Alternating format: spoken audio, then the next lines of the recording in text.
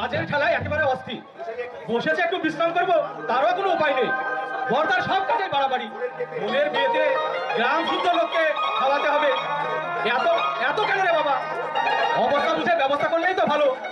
বোনের বিয়ে আর কি কেউ যায় না? আর বৌদি হয়েছে তেমন দাদার চেয়ে এক কাঠি বড়। বলে কিনা আমার একমাত্র ননদিনীর বিয়ে আজকের দিনে একটা ভিক্ষুক পর্যন্ত বাদ যেন না পড়ে।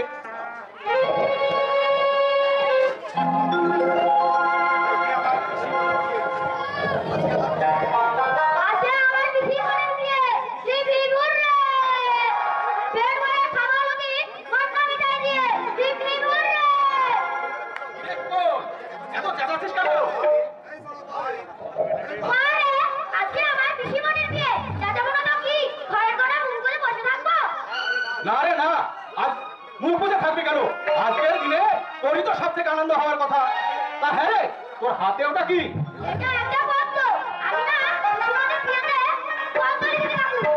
হ্যাঁ তাই নাকি? ওই কই করে খা দেখাচ্ছ?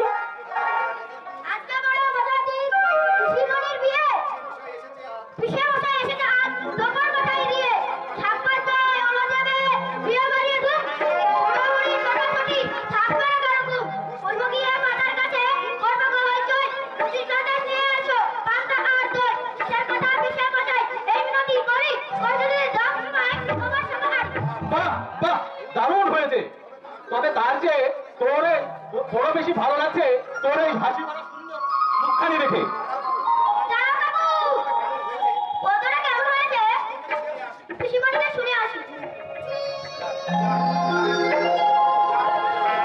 যা এদিকে কাজ তো সব প্রায় শেষ হয়ে এসলো, কিন্তু এখন শুধু বাকি চার হাত এক করে দিতে পারলেই ভালো, তবেই শান্তি। লগ্নের সময় প্রায় শেষ হয়ে আসলো, কিন্তু কিন্তু দাদা কেন এখনো ফিরছে না? আমি তো তাই ভাবছি ঠাকুরপো, তোমার দাদা এখনো কেন ফিরছে না? বাড়ি বন্ধক দিয়ে টাকা আনতে ব্যাংকে গিয়েছে চৌধুরী মশাইকে সঙ্গে নিয়ে, কিন্তু এত দেরি হবার তো তোমার দাদার কথা নয়। কি জানি আজকের এই শুভ দিনে কোনো অঘটন ঘটলো কিনা। না বৌদি না, আজকের এই দিনে অশুভ কথা বলে তুমি বন্ধনের অমঙ্গল ডেকে এনো না বৌদি। তার চেয়ে ভগবানের কাছে প্রার্থনা করো এই শুভ লগ্নে বন্ধনার বিয়ে দিয়ে তাকে যেন সুখী করতে পারি আমরা। আমাকে সুখী করতে আমি তোদের ঈশ্বরিত হতে দেবো না দাদা। তুই কি বলছিস? আমি পাশের ঘর থেকে সব শুনেছি দাদা, তোদের এই শেষ সম্বল বাস্তব বিরূপ বন্ধক দিন তোরা নাকি বিয়ে করতে চাইছিস দাদা। কিন্তু এই বাস্তব বন্ধক দিয়ে আমি যদি তোদের এতই গণক্র হয়ে থাকি তাহলে ছোটবেলায় আমাকে তোরা গলা টিপে মারলি না কেন দাদা? ছি বলছি, আজকের দিনে এ কথা বলতে নেই বৌদি। ছোটা মেয়েদের মানুষ করা তো শুধু মায়া বাড়ানো, আমাদের কাঁদিয়ে তুই একদিন পরে ঘরে চলে যাবি, তোর প্রতি আমাদের আর কোনো দায়িত্ব থাকবে না রে। তুই কাঁদছিস ছোটা? না না, আমি কাঁদবো কেন রে? আমি কাঁদবো কেন? জানিস বন্দনা, কি সুন্দর তোকে দেখতে মানিয়েছে জানিস? তোকে দেখে আমার চোখ পুড়িয়ে যাচ্ছে রে। বল ছোটা, আমাকে এই বেশি দেখি তোর খুব আনন্দ হচ্ছে তাই না ছোটা? আনন্দ হবে না বলিস কি রে? আর তোকে এই বেশে দেখার জন্য ভগবানের কাছে কত প্রার্থনা করেছি, কত কেঁদেছি। সে কান্না আজ যে আমার সার্থক হতে চলেছে রে বল, সে কান্না আমার আজ সার্থক হতে চলেছে। সন্দীপ মাস্টার, সন্দীপ কোথায় গেল সব? দাদা কোথায় গেল? দাদা তো এখনো পর্যন্ত ফিরেনি গাঙ্গুলি মশাই। আমি এখানে এসে পর্যন্ত একই কথা শুনছি। কি ভেবেছ লগ্ন উত্তীর্ণ হতে চলেছে, অথচ তোমার দাদার পাতা নেই? আপনি বিয়েতে বসার অনুমতি দিন গাঙ্গুলি মশাই, দাদা হয়তো কোনো কাজে আটকে পড়েছে, কিছুক্ষণের মধ্যে এসে সে উপস্থিত হয়ে যাবে। আমার ছেলেকে বিয়ের পিড়িতে বসে দেবো না, কারণ ছেলে আমার খেলা নয়। এখন মুখ বসালে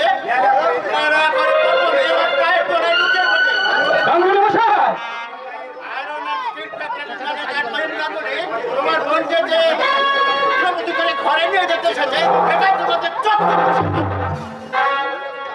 আর সেই সৌভাগ্য থেকে আমরা যাতে বঞ্চিত না হই, আমার এই মাহারা বোনটিকে করতে পারি। তাই তো ভিটে বাড়ির বন্ধুকে আমি 5,000 টাকা দিয়ে দিচ্ছি। তোমার এত দেরি হলো কেন দাদা? সে আর বলিস নে ভাই, রাস্তার ধারে একটা লোক করে রোদের যন্ত্রণায় ছটফট করছে। এই শুভ দিনে আমি তাকে পাশ কাটিয়ে চলে আসতে পারলাম না, তাই সঙ্গে করে নিয়ে হাসপাতালে ভর্তি করে দিয়ে এলাম। তা আরে বরযাত্রীদের খাওয়া দাওয়া হয়েছে তো? এদিককার সব কাজ প্রায় শেষ। আমি দেখছি যদি কেউ খেতে বাকি থাকে তাদের আমি বসিয়ে দেওয়ার ব্যবস্থা করছি। আজকের এই শুভ দিনে কেউ অভুক্ত অর্থাহারে রেখে আমাদের একমাত্র বোন বন্দনার অকল্যাণ হতে দেবো না, বর্দা অকল্যাণ হতে দেবো না। চলো বিজা, খুব বন্ধনাকে নিয়ে চলো। ছেলেকে বিয়েতে বসার অনুমতি দিই। এখনো পর্যন্ত বাপ বোনের 5,000 টাকা হাতে পাইনি। এই যে আমি এক্ষুনি দিচ্ছি। কোথায় গেল এই পকেটটাকে কাটা? আচ্ছা কোথায় রেখেছিলে একটু ভালো করে দেখো না তুমি, দেখো দাদা তুমি। আমি তো এই জামার পকেটে রেখেছিলাম। এই কি আমার পকেটটা যে কাটা? স্বামী বিজয়া, আমার টাকাটা পকেট মার হয়ে গেছে। আমি এখন কি করবো? কোথায় টাকা পাবো? দাদা এরকম একটা মিথ্যাবাদী প্রবঞ্চক নিজ ঘরের মেয়েকে আমি পুত্রবধূ করে ঘরে নিয়ে যেতে চাই। টাকা দিতে পারবে না তো ঘরের কোনো প্রয়োজনই ছিল না। এই গান তুমি কোথায়? চুপ করো। আগে বুঝে এখানে আমি ঘর প্রশ্ন করতাম। সেই গানগুলি বসে আপনি বিশ্বাস করুন, আমার মধ্যে কোনো ঝঞ্ঝাটি নেই। আমি আপনার সাথে এই বিয়েটা হয়ে যায়, এরপরে আমি বরবাদের টাকা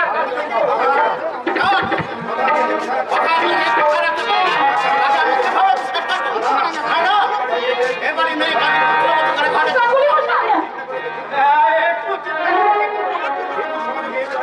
হিন্দু সমাজের মেয়েকে অনেক এই লগ্নের মধ্যে বিয়ে না হলে আর বন্ধুরা বিয়ে দিতে পারবো না।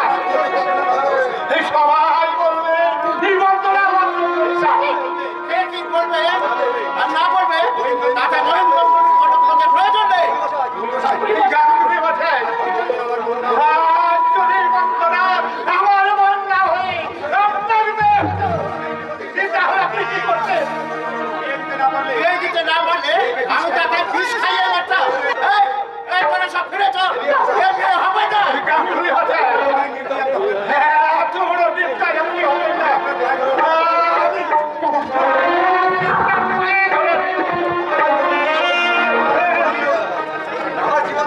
আমার জীবন দিয়ে হলে আপনার টাকা আমি শোধ করে দেবো। পৃথিবী অলট পালট হয়ে গেল ওই কথায় কোনো লজ্জা হয় না। চর্চার কথাকে বন্ধুরা তোমরা সব বলো আমি মানুষের কাছে অনুরোধ করবো, ভগবানের কাছে এই কাছে এই চোখে জল ফেলে ভগবানকে না না খবরদার চোখের জল ফেলবি না। ও বেটা ভগবান ধনির দারোয়ান আমাদের কথা চার কানে চুপ করো দাদা, চুপ করো।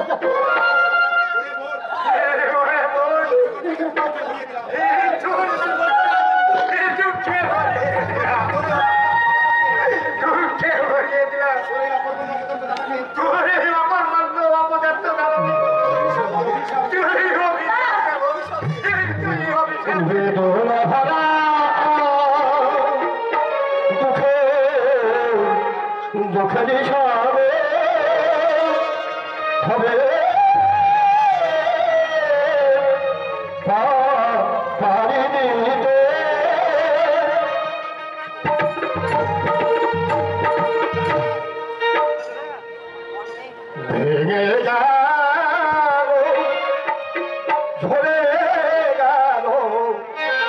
কত স্বপ্নের ভাষা, কত স্বপ্নের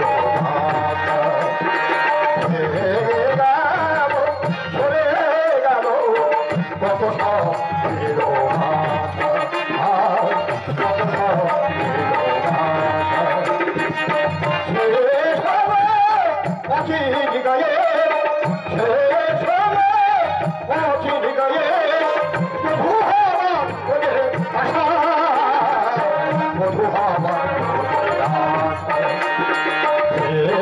গেল, ভরে গেল।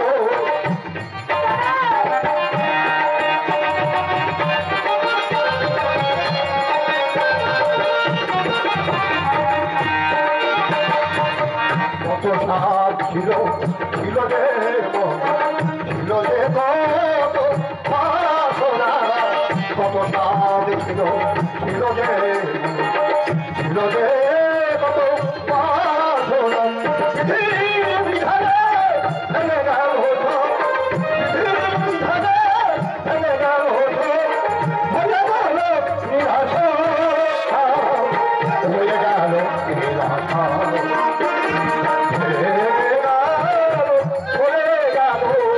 কত সব এলো কত সব এলো ছেড়ে গেল, ছেড়ে ছেড়ে গেল। বলতে পারো দাদা, তুমি বলতে পারো দুঃখের দিনে অধৈর্য হওয়া সাজে না ভাই, শান্ত হন, ঠাকুরকে দেখো, তিনি দয়াময়, দেখবে তার সমস্ত নিশ্চয়ই ব্যবস্থা করে দেবে, ব্যবস্থা করে দেবে।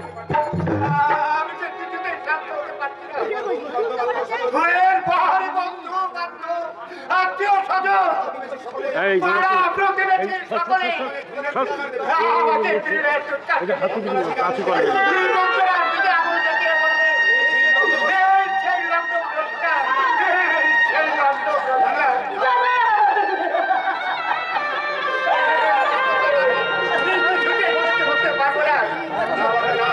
না, এই নিষ্ঠুর সমাজের কাছে আমি আপনাকে হাত স্বীকার করতে দেব না। হ্যাঁ, বাবার কথা আমি সাই দিতে পারিনি, আমার বিবেক আমাকে এখানে টেনে এনেছে।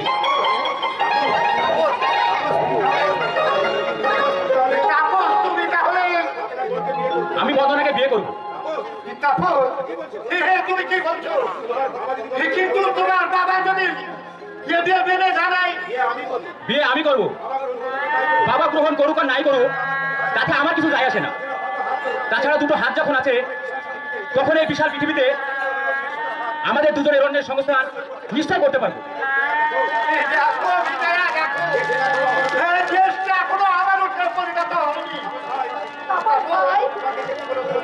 তোমাকে দেখে বলে অভিনন্দন জানাবো, আমার ভাষা থেকে পাচ্ছি কথা। তোমার মতো দেশের প্রতিটা যুবক যদি এইভাবে বিরাজ করে তাহলে আজকের এই বিপদ ছাপার কথা লুপ্ত হয়ে যেত, লুপ্ত হয়ে যেত। আমি জানতে চাই তুমি বাড়ি ফেরত হবে কিনা? আমি যে কাজে এসেছি সে কাজ সুষ্ঠুভাবে সম্পূর্ণ করে বাড়ি যাবো। বাবা না, এখানে তোমার বিয়ে হবে না। কেন হবে না বাবা? এদের বংশের দোষ, চরিত্রের দোষ আছে। গাঙ্গুলি বসাই বাবা, যাকে তুমি ঘরের বউ করে নিয়ে যেতে এসেছো, পুত্র বধূ বলে তাকে ধান বধূ বানিয়ে আশীর্বাদ করে গেছো, যার হাতে তুমি গাঙ্গুলি বাড়ির লক্ষ্মী ধান করে দিতে ব্যবস্থা করেছো, তারপরের টাকা নামতে পারায় তুমি এত বড় মিথ্যা কথা দিতে পারছো? এই ছোট লোকের বাড়িতে তোমার বিয়ে দেব না। চলো বাড়ি ফিরে চলো। বাবা, আমি বাজারের কষ্ট নয়, যে ক্রেতা বেশি দাম দিবে আমাকে তুমি সেখানে বিক্রি করে দেবে। তাপস, বিয়ে আমি এই মুহূর্তে এই বাড়িতেই করবো। একটা অসহায় মেয়েকে দুঃখের সাগরে ফেলে দিয়ে আমি চলে যেতে পারবো না। এই ডাকিনি তাহলে তোমার মাথা খেয়েছে। বাবা, তোমার এই অশ্রাব্য ভাষাগুলো তুমি অন্য জায়গায় প্রয়োগ করো, এই ভদ্রলোকের বাড়িতে নয়। বেশ, তুমি যা ভালো বোঝো তাই করো, কিন্তু একটা কথা ভালো করে জেনে রেখো, এই বিয়ের ফল কিন্তু ভবিষ্যতে ভালো হবে না। কথাটা মনে রেখো। বৌদি,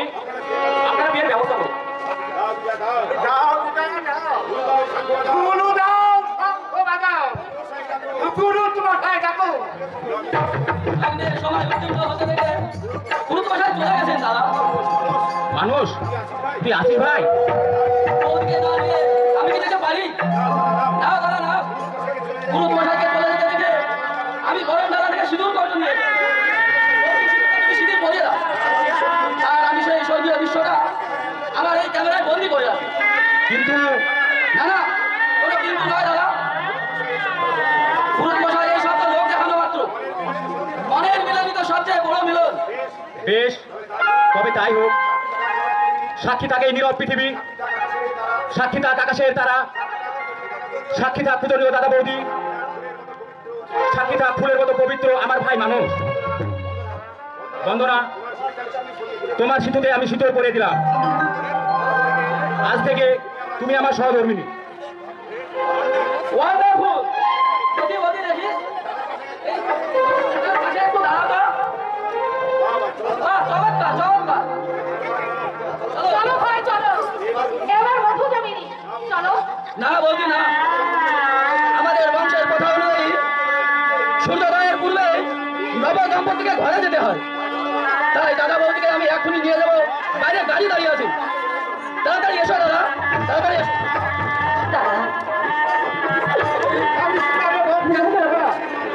আশীর্বাদ করি তোদের জীবন যেন সুখের হয়। মা, তুমি স্বর্গ থেকে দেখো না, তোমার মন্ত্রা তুমি হতভাগীতে আশীর্বাদ করো। দাদা, তুমি আশীর্বাদ করো। তাহলে আজ আমরা আসি। যাবো এই বঞ্চনার নিয়েতে আমি তোমাদেরকে কিছু দিতে পারি না, তবে ভগবানের কাছে এটি প্রার্থনা করি, তোমরা যেন খুশি হও। দাদা ওই তুমি ভুলে যাবে না দাদা। আমারই ভুলে না। এই কার কথা বলতে পারি, এই তুই যে আমার বাবা খারাপ এই কাঁদে না রে, কাঁদে না। এই রক্তি বলে না, এই কাঁদে না। হ্যাঁ দেখ, আমি কিন্তু কাঁদিনি। আর যে কত আনন্দ নেই। আমার কাঁদা মন কাঁদে না। আজ আমি হার করি, শুধু হারবো, শুধু হারবো।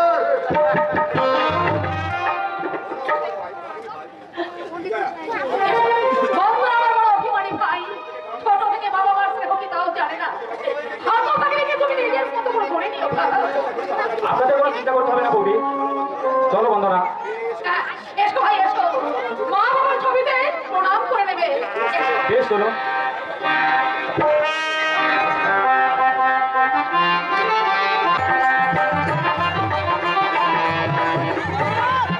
আরে ও ভূতি, আর বেটা ঠিক যাওয়ার সময় পেল না। আমার পেছনে ঘুরঘুর ঘুরঘুর। আর যাওয়া হলে অমনি কোথায় যে কেটে পড়বে। হারামজাদা আসুন বাড়িতে। ও আর মাস আলাদা করেই খাবো। ভূতি, আরে ও ভূতি। আমাকে ডাকছো কর্তা?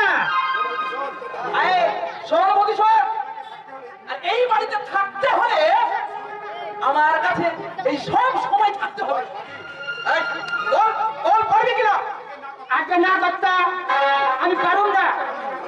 আরে বলি কেন পারবি না? এই হতভাগা।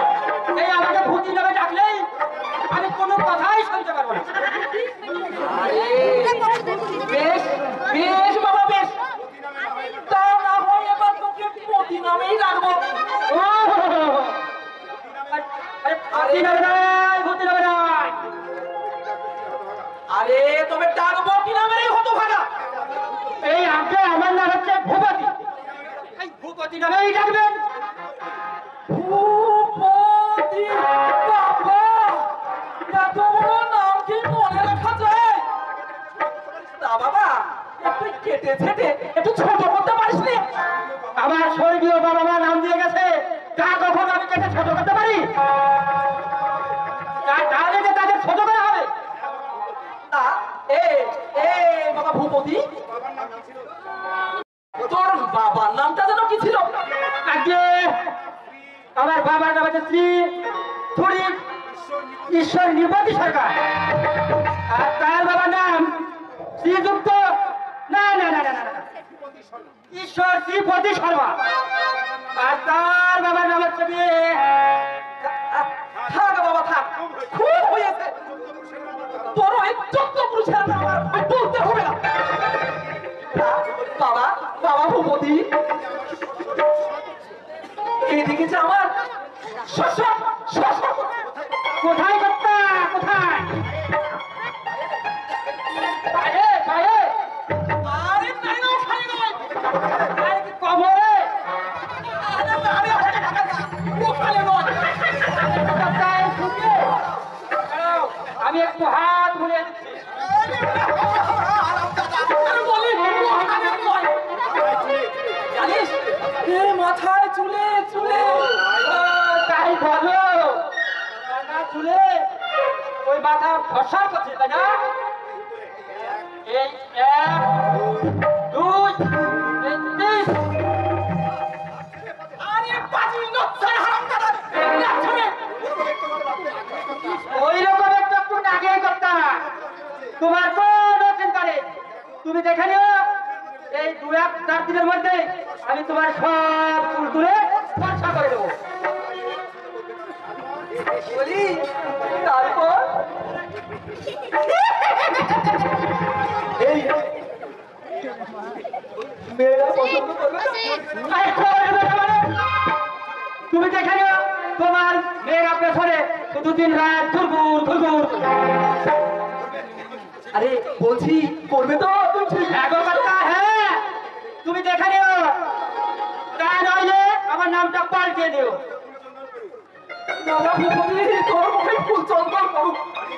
জানিস তোর এই পিসিমা যেদিন আমাকে ছেড়ে এই টাকা করে নিয়ে চলে গেল, আরে, সে কথা আমি কোনোদিনই ভুলতে পারবো না।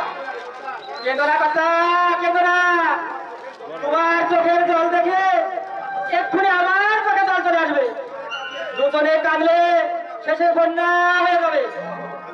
ও কাঁদবো না, সে কুচকুচে কালো হলেও কি হবে, সে যে আমার সাক্ষাৎ প্রতিমা। আর জানিস সে আমার একদম প্রতিমার মতো স্থিতি ছিল রে। সে আমার এই ঘুম থেকে উঠে প্রণাম করত আর এই ফাটা পা ধুয়ে জল খেত। আহা! এমন সতী সাবিত্রীর মতো স্ত্রী হাজারে এই একটাও মেয়ে না। তবে গিন্নিমা তোমাকে ছেড়ে চলে গেল কেন? আরে তোর কিন্নিবার নয়, জানিস ওই ওই কার্তিক বেটাই তো ওকে ফুসলে নিয়ে চলে গেছে। তোর কিন্নিমা যেদিন এই বাড়ি থেকে চলে গেছে, সেদিন থেকে এই মাথাটা আমার ডিফেক্ট হয়ে গেছে রে। ডাক্তার দেখাও কর্তা, ডাক্তার দেখাও, ভালো ডাক্তার দেখাও, তা নইলে পাগল হয়ে যাবে।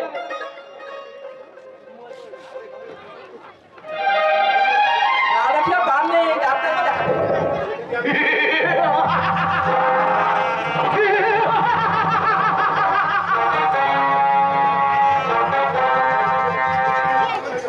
সত্যি সত্যি আজ আমি প্রমাণ হয়ে যাবো। আমার চোখের সামনে ওই রূপের কৌলুস নিয়ে ঘুরে বেড়াবেন। বেড়াবেন? না না, এ বিরুদ্ধে আমি কিছু শব্দ করতে পারবো না। এই বলি আপনাকে তো আমি কোনোদিন দেখিনি, তা বলি মহাশয়ের নিবাস কোথায় হলো? অচিন গায়ে। হ্যাঁ, এই অথিন দেয়। হ্যাঁ, অচিন গায়ে। অচিন গায়ে আয়রন স্টিল ফ্যাক্টরি মেরে যাওয়ার আমি তোমার আছি। ও হ্যাঁ, আমার কি সৌভাগ্য, আপনার মতো এই মহাপুরুষের চরণ ধুলি আমার বাড়িতে পড়েছে। আরে বলি, আরে ও ভূপতি, আরে যা বাবা যা, একটা চেয়ার এনে দে। এই যে আমি যাচ্ছি কর্তা। আপনার নাম কি দিন করি চৌধুরী? আপনার সঙ্গে আমি কিছু আলোচনা করতে চাই। হ্যাঁ কিন্তু করুন, কিন্তু স্যার আপনার কাছে ওই সন্দীপ চ্যাটার্জির বাড়িকে আপনি বন্ধ করে রেখেছেন? আর বলবেন না স্যার, ওই বিয়ে দিব বলে আমাকে এই বাড়িটা বন্ধক রাখলো, অথচ টাকাটা বিয়েতে দিতে হলো না। বিয়ে ভাঙবার জন্য লোক লাগিয়ে ওই টাকাটাই আমি আত্মসাৎ করেছিলাম, কিন্তু কিন্তু তাতেও আমি সাকসেসফুল হতে পারলাম না। বাগান থেকে তুলে ওই ফুলদানিতে রাখা ফুলটি আমার চাই। ওকে আমি আমাকে কিছু বলবেন স্যার? আমার জন্য আপনাকে একটি কাজ করতে হবে। হ্যাঁ, বলুন কি করতে হবে বলুন। আগে বলুন, যদি তার জন্য আপনাকে মিথ্যা কথা বলতে হয়, অসৎ পথ অবলম্বন করতে হয়, আপনি কি সেটা পারবেন? স্যার, আপনার জন্য একটা কেন 100টা মিথ্যে কথাও বলতে পারি। কোথায় আছে এই মহাপুরুষের সংস্পর্শে থেকে যদি মিথ্যে কথাও বলতে হয়, তাতেও কোনো পাপ নেই। আপনার মতো লোকই আমার প্রয়োজন। এই বলুন স্যার, বলুন। তাহলে এখন আমাকে কি করতে হবে?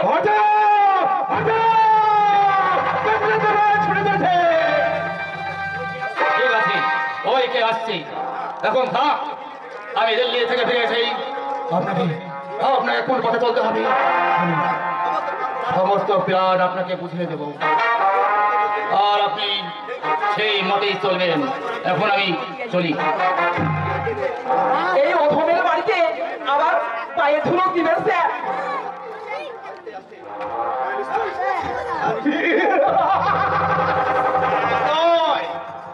শিকারীকে শিকারে হাতে হাতে হলে বুদ্ধির সঙ্গে হাতিয়ারও প্রয়োজন। আপনি আপনি হলে আমার সেই হাতিয়ার।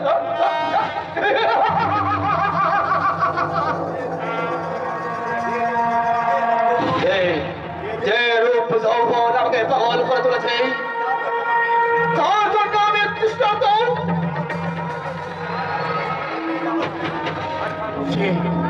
সে আমার চোখের সামনে থাকবে, অথচ আমি দৃষ্টায় ছটফট করবো।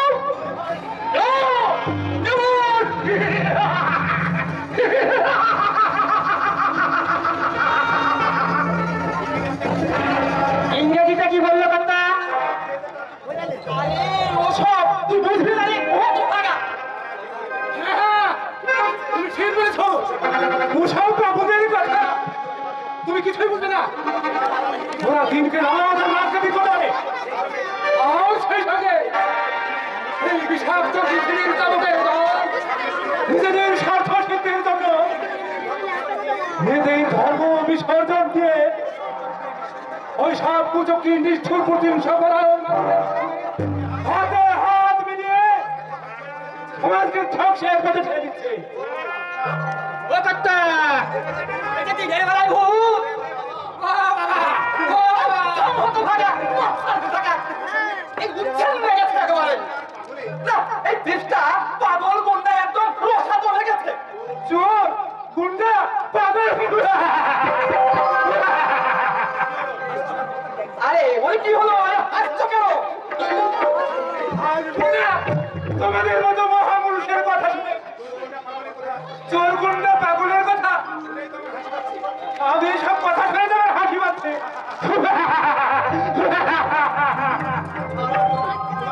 তোমার মতো তোমার মতো হিন্দু শয়তানদের চক্রান্তের বলে হয়ে দেশের বিকাশ পাগলে ভরে গেছে। আরে তুই কে কে তুই? আরে বলি তো কি পরিচয়টা কি?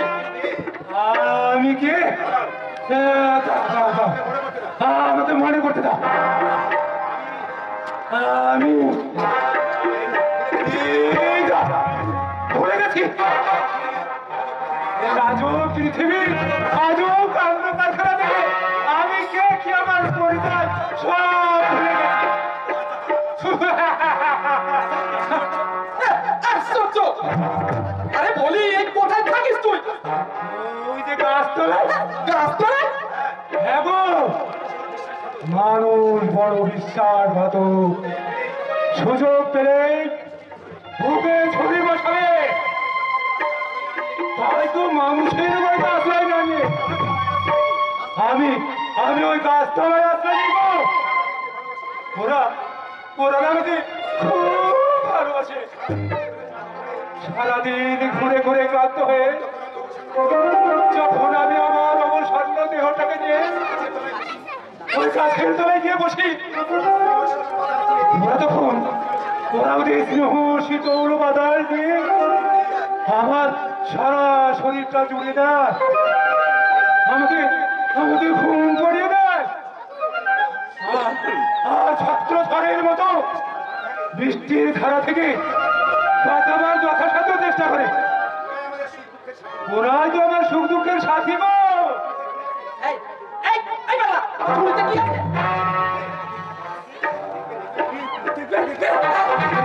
আছে দাঁড়াও, দেখাচ্ছি। তোমাদের আমি দেখাবো না, তোমরা তো ভাবো না তোমরা এক্ষুনি আমার বাসন থেকে আমার পাশে করবে না। আমি পালাম।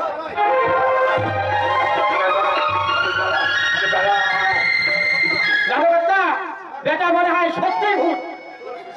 তোর এই দুষ্টের মাথা আরে এই হুমতি এই হুমতি তাই একটু আয় এদিকে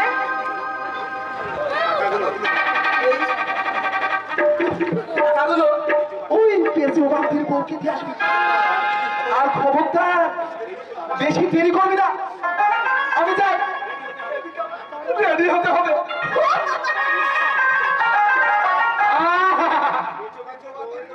ওই পেঁচোবাক্তির বইয়ের রূপের যা ছিড়ি আর জগন সেটা ভাটাই পড়ে গেছে। যাই, আমার আবার কি, আমি তো চাকর, হুকুম তামিল করাই কাজ। যাই, দিয়ে আসি। 1905 খ্রিস্টাব্দে লর্ড কার্জনের বাংলা ব্যবস্থাকে কেন্দ্র করে যে স্বদেশী আন্দোলন গড়ে উঠেছিল, কি নিষ্ঠুর ভগবান! লর্ড কার্জন ভেবেছিল বাংলা ব্যবস্থাকে কেন্দ্র করে যে বাঙালি জাতির ঐক্য বিনষ্ট করে দেবে।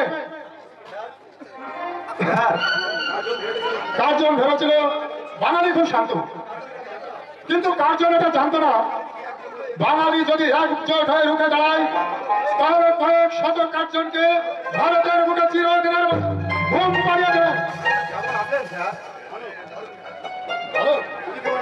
তুমি কেমন আছো বিনয়? ভালো আছি স্যার।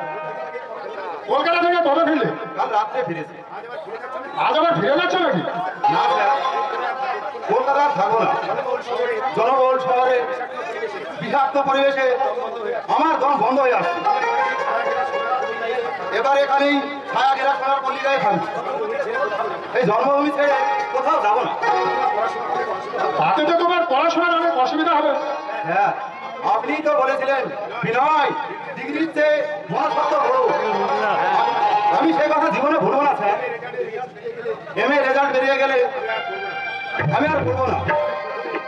আমি প্রথমে আমার জন্মভূমি এই পলাশপুর গ্রামে কাজ শুরু করব। বেশ, এ তো ভালো কথা, কিন্তু বিনয় আমাদের এই কাজের পরিবর্তন এমন ভাবে দৃঢ় করে তুলতে হবে তাতে কোনো কাজের ব্যর্থ না হয়। তাই আমি প্রদীপকে ঠিক করেছি স্যার, প্রথমে একটা নৈশ বিদ্যালয় স্থাপন করবো। সেখানে শিশু থেকে বয়স্কদের পর্যন্ত শিক্ষা দেওয়া হবে। তারপর ছোটখাটো কিছু কুটির শিল্প করে তুলব। কিন্তু বাবা, এতে তো প্রচুর টাকার দরকার। টাকার জন্য কোনো চিন্তা করবেন না স্যার। প্রথমত সরকার তো সাহায্য করছে, তাছাড়া আমার বাবা আমার নামে ব্যাংকে 50,000 টাকা রেখে গেছে। মানুষের কল্যাণে আমি সেই টাকাই খরচ করব। বিনয়, তোমার এই ব্রত, এই কাজ যদি মেনে না নেয় তাতে কোনো আমার দুঃখ নেই। আমি প্রাণ প্রাণ চেষ্টা করবো। আপনি বরং স্যার, আপনি আমার পাশে থাকবেন তো? আমাকে পথ দেখিয়ে নিয়ে যাবেন তো? নিশ্চয়ই থাকবো বিনয়। আমি আসলে রিটায়ার্ড প্রফেসর, বাড়িতে কিছুটা সময় কাটাতে চাই, কিন্তু তোমার সঙ্গে থেকে সময়টুকু তো কাটাতে পারবো। তাহলে আমি আসি স্যার। আবার কবে আসবে? নৈশ বিদ্যালয় তৈরি হয়ে গেলে উদ্বোধন করার জন্য আমি আপনাকে নিয়ে যেতে পারবো স্যার। আপনি আমাকে আশীর্বাদ করুন স্যার। জীবনে যত বড় ঝঞ্ঝা শুন না কেন, আমি যেন মানুষের সেবাতে ব্যক্তিত না হই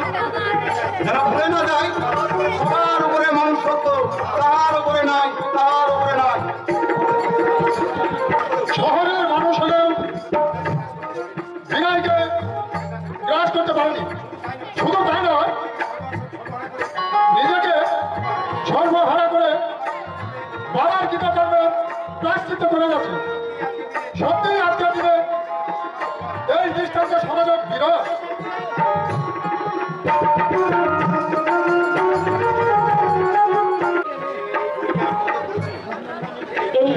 এই বইটি আমি কত পড়েছি। এই বই ছিল একদিন আমার ধ্যান জ্ঞান। পরীক্ষার সময় আমি সারা রাত পড়তাম আর বাবা আমাকে কত বকেছেন, কিন্তু আজ আমার হাতে ওই অসংখ্য সময়, কিন্তু আজ আমি বইগুলো একটুও পড়তে পারছি না। না না, এই যন্ত্রণা আমার যে বুকগুলো কেড়ে কেড়ে খাচ্ছে। তবু আমার আমার জীবন দেবতা, তুমি আমার থেকে দূরে সরে রইলে কেন বলো? চিরতরে অন্ধ হয়ে থাকার চেয়ে মৃত্যু যে আমার পরম ভালো।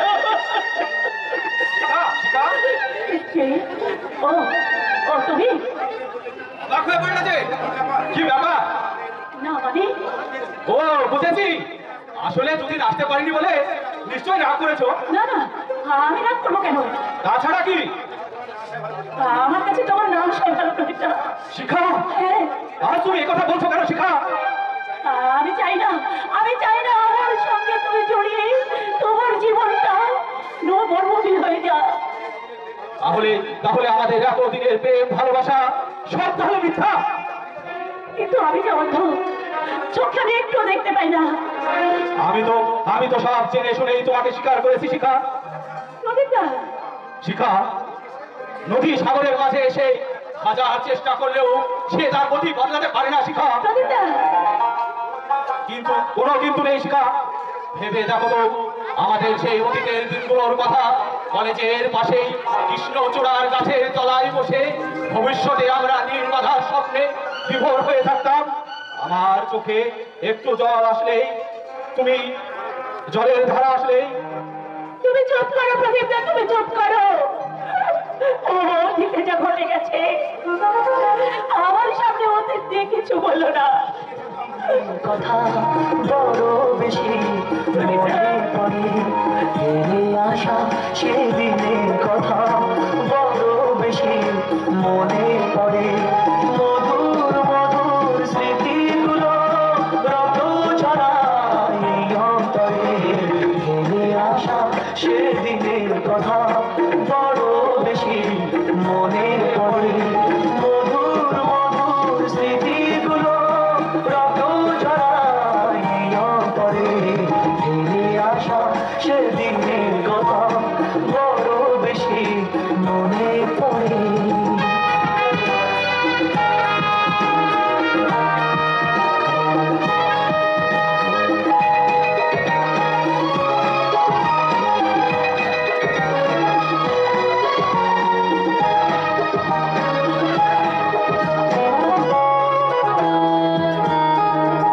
তোমার একটি হাতে ভালোবাসা আর এক হাতে ভুল করে তা করেছিলাম ভালোবেসে ভুল। তোমার একটি হাতে ভালোবাসা আর এক হাতে ভুল। ভুল করে তা করেছিলাম ভালোবেসে ভুল। জীবন আমার মাটি হলো। তুমি চুপ করো প্রদীপটা, তুমি চুপ করো। নিজেকে এত ছোট ভেবো না শিখা। প্রদীপটা, আমি শুধু তোমার, এই জন্ম জন্মান্তর শুধু তোমার এবং তোমার হয়েই থাকবো। সেদিন কলেজ থেকে ফেরার পথেই দুর্ভাগ্যক্রমেই অ্যাক্সিডেন্টে তোমার চোখ দুটো অন্ধ হয়েছে বলেই আমার মন থেকে তুমি দূরে সরে যেতে পারবে না শিখা। প্রদীপটা, আমি যে আমার অন্ধকারময় জীবনে আলো দিশারি কখনো খুঁজে পাচ্ছি না। নিশ্চয়ই পাবে। আমার বুকে কান পেতে শোনো, আমার মনেই তুমি সর্বত্র বিরাজ করছো। যখন যখন গায়ে আমার বাতাস লাগে, তখন তোমার স্পর্শ করে কেউ হাসলে আমার বুকে সে যে হাসি বাঁধে, কেউ কাঁদলে সে যে তোমারই কান্না মনে হয় শিখা, সে যে তোমারই কান্না মনে হয়। তোমাকে আমি আমার হৃদয়ে স্ত্রীর আসনে বসিয়েছি, স্ত্রীর মর্যাদা দিয়েই ঘরে নিয়ে যাব। তাতে তাতে আমি অন্ধ মেয়েকে বিয়ে করেছি বলেই পাড়া প্রতিবেশী আত্মীয় স্বজন বন্ধু বান্ধব সবাই ব্যঙ্গ করলেও তা আমি নীরবে সহ্য করবো শিখা, তা আমি নীরবে সহ্য করবো। প্রদীপদা, আমি যে প্রদীপদাকে মনে প্রাণে ভালোবাসি, তবু তবু তোমাকে আমি হারিয়ে যেতে দেবো না শিখা, কোনোদিন না, কোনোদিন না। ওগো ঠাকুর, আমি কি করবো তুমি বলে দাও, তুমি বলে দাও ঠাকুর, তুমি বলে দাও।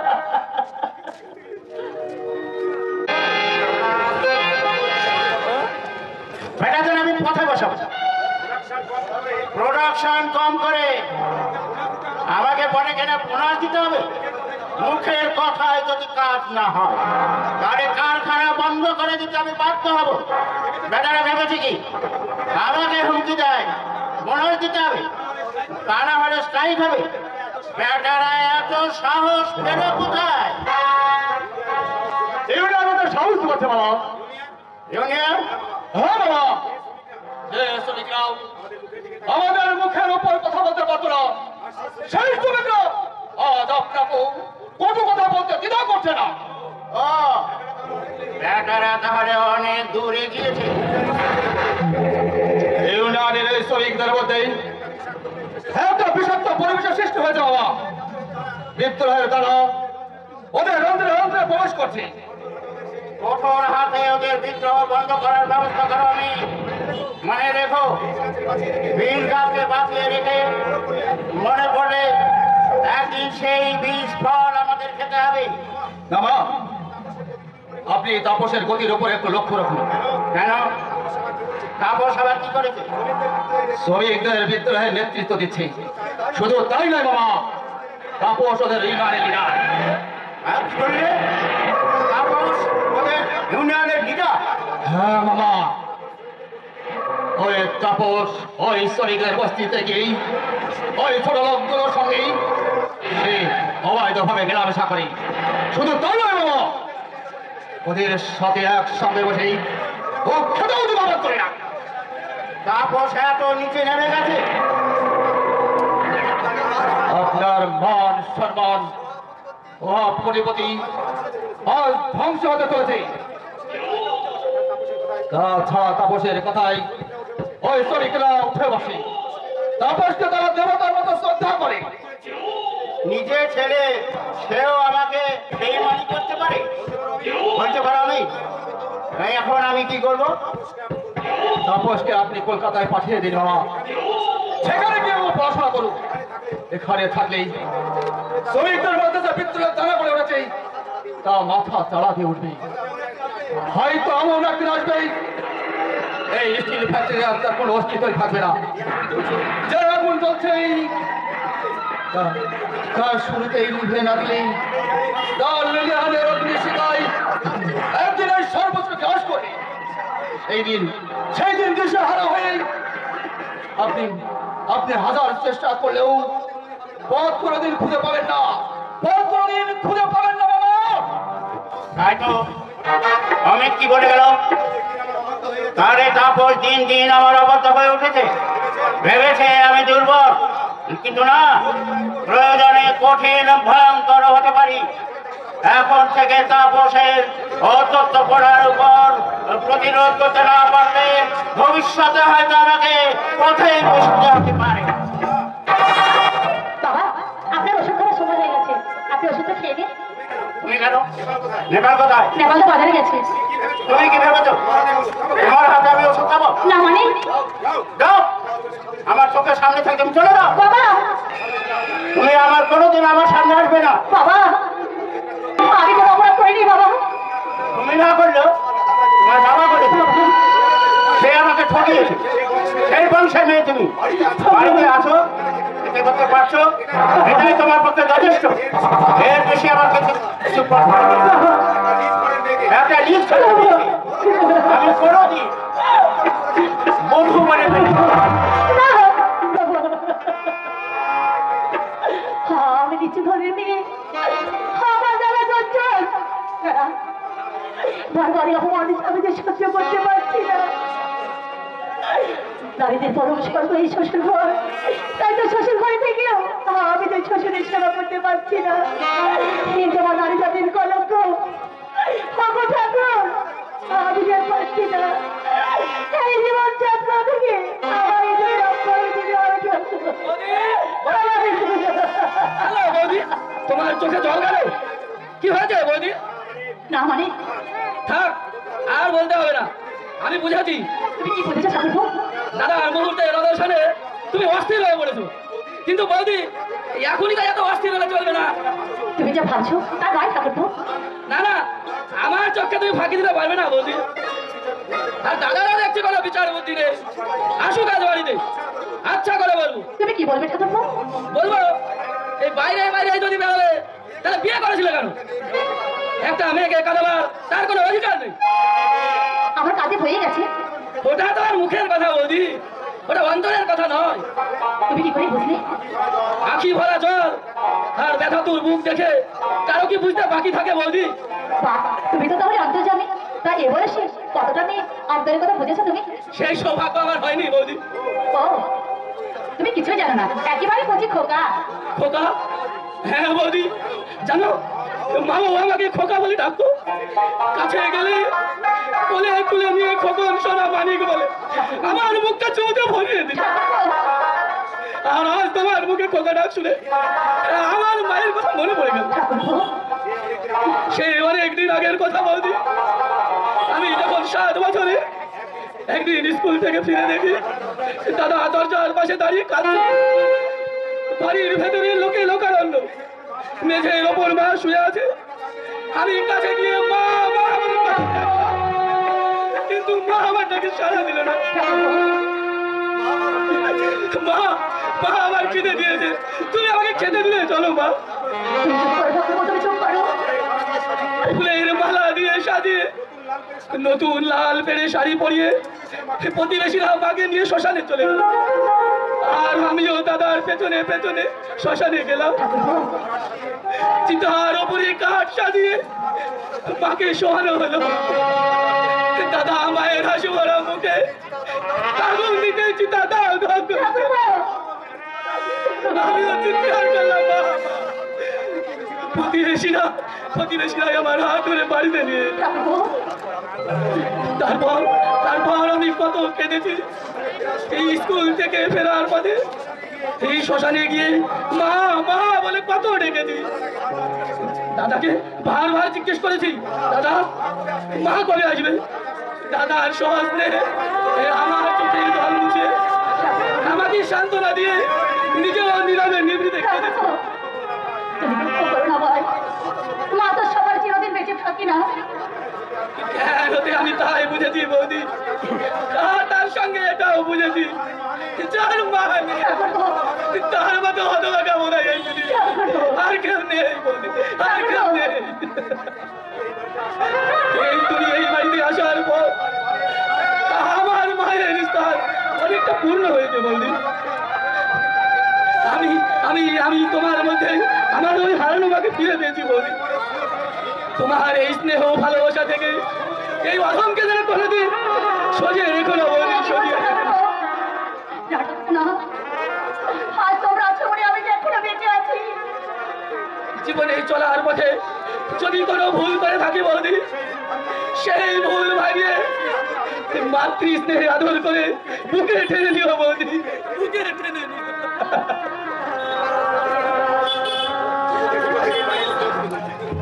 কি মায়ের স্নেহ থেকে বঞ্চিত, তাই তো সে স্নেহের বাবা।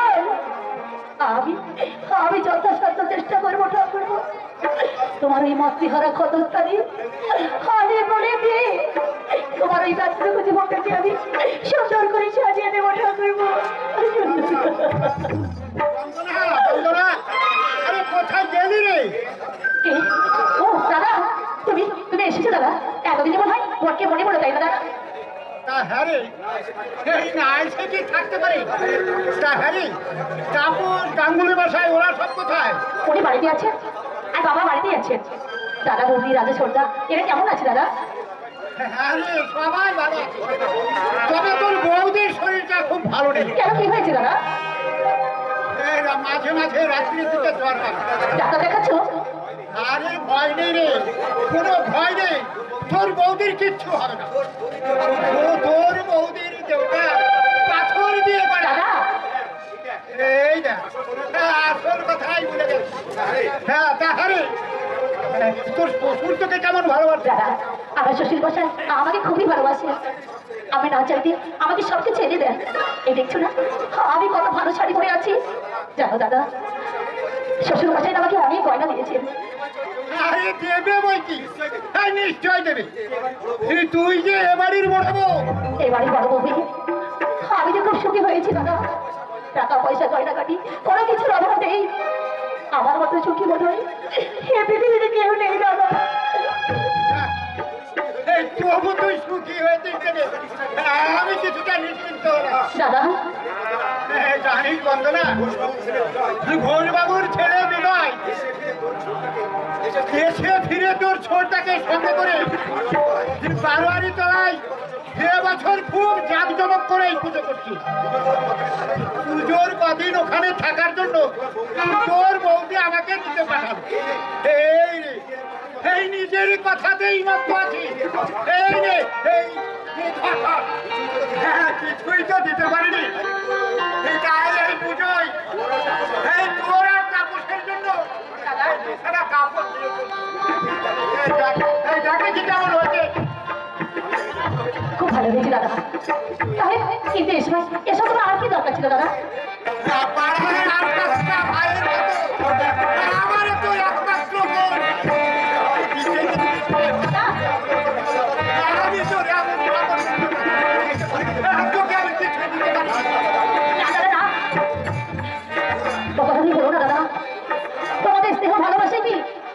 আমার কাছে অনেক মূল্যবান দাদা। আর সেই ভালোবাসার মূল্য দিতে দাদার দেওয়া কাপড় মিষ্টি তুমি নিজের হাতে তুলে দিয়েছো।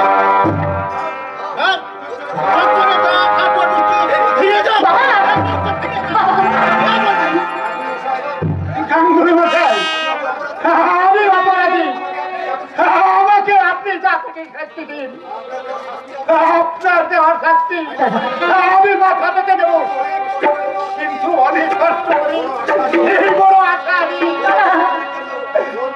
আমি বন ভঙ্গিপতির জন্য সামান্য জিনিস কিনেছি। আপনি তা ফিরিয়ে দেবেন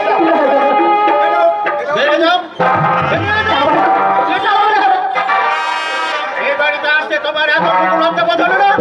ভেবেছ ৫,০০০ টাকা আমি ভুলে গেছি? আমি তা কখনো ভুলে যাবো না। ফিরে দাও, ফিরে দাও।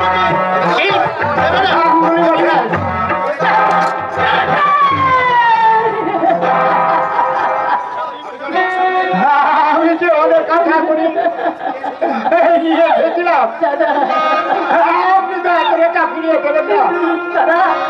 আর যদি কোনোদিন দেখি তাহলে দারোয়ান ডেকে গাড় ধাক্কা দিয়ে এই বাড়ি থেকে বার করবে।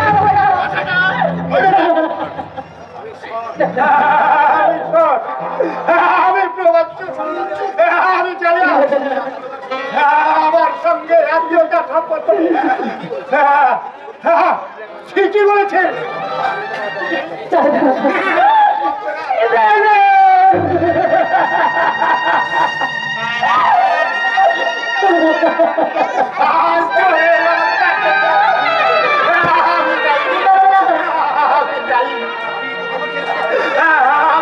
আমি তোকে দিতে রাতে ফোন করেছি।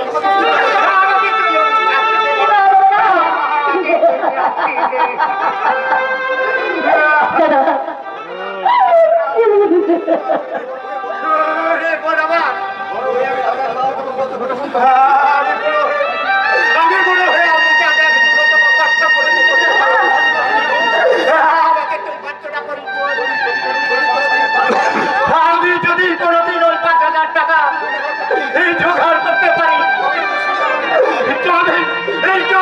সঙ্গে আমার টাকা হবে।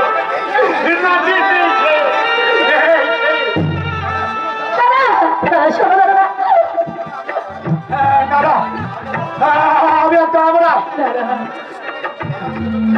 আমার মতো চত্বরের সঙ্গে এই কথা বললে এই চোখে অনেক কটু কথা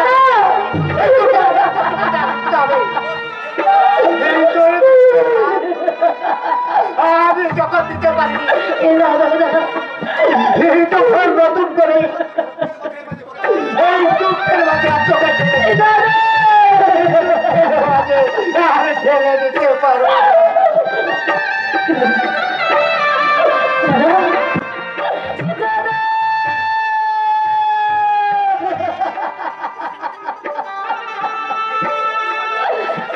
আমাদের সুখ স্বাচ্ছন্দ্য বিসর্জন দিয়ে দাদা বৌদি আমাকে সুখী করতে চেয়েছিল।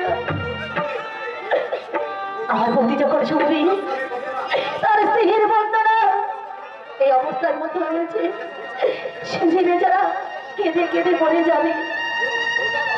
বৌদি ছোট রাজু কেঁদে যে আমার ভীষণ দেখতে ইচ্ছে করছে, কিন্তু না, আমার সেই ইচ্ছে মনের মধ্যে গোবরে গোবরে কাঁদবে। আমার বাইরে গিয়ে প্রকাশ না পায় কখনো যেন। প্রকাশ পাবে না বন্দনা। না না, ও কিছু নয়। বন্দনা, আজ কদিন ধরে ভাবছি তোমাকে একটা কথা বলবো। কি কথা বলবি বলো। তুমি দিন দিন কিরকম যেন বদলে যাচ্ছ। তবে কি আমাকে বিয়ে করে তুমি সুখী হতে পারোনি? এসব তুমি কি বলছো? বেশ কয়েকদিন ধরে লক্ষ্য করছি তোমার মুখে আগের মতো সেই হাসি নেই, সবসময় যেন কেমন উদাসীন হয়ে থাকো, গভীরভাবে কি যেন চিন্তা করো। আমি প্রশ্ন করলে তুমি এড়িয়ে যাও। তোমার কি হয়েছে বন্দনা? তুমি বিশ্বাস করো, আমার কিছুই হয়নি। তোমার মতো স্বামী পাওয়া তো আমার ভাগ্যের কথা। তুমি যতই গোপন করো বন্দনা, আমি দুঃখকে বেশি দিন বুকের মধ্যে চেপে রাখা যায় না। সে কোনোদিন না কোনোদিন প্রকাশ পাবেই। দেখো না, আমার কোনো দুঃখ নেই। আমাকে তুমি খুব ভালোবাসো কিনা তাই আমার চিন্তায় এত অস্থির হয়ে উঠেছ। সত্যি তোমাকে প্রাণের চেয়ে ভালোবাসি বন্দনা। ইতিহাসের শাহজাহান তার প্রিয়তমা পত্নী মমতাজকে এত ভালোবেসেছিল কিনা জানি না। যখন যেখানেই থাকি তোমাকে আমার যে দরকার করছে। তাই বুঝি? সেদিন তুমি দয়া না করতে তাহলে আমি যে কলঙ্কের হাত থেকে রেহাই পেতাম না। আমার যে আত্মহত্যা করা ছাড়া আমার যে আর কোনো উপায় ছিল না। না না, দয়ার কথা বলো না বন্ধুরা। মানুষ হয়ে মানুষের কর্তব্যটুকু করেছি মাত্র। আর তোমার মতো সুন্দর স্ত্রী পেয়ে আমি ধন্য হয়েছি।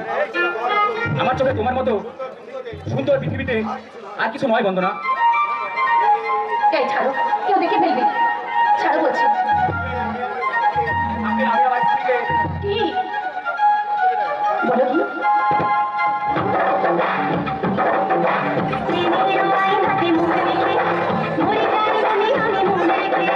প্রেমের আয়নাতে মুখ দেখে মরে যাই মনে আমি মনে রেখে।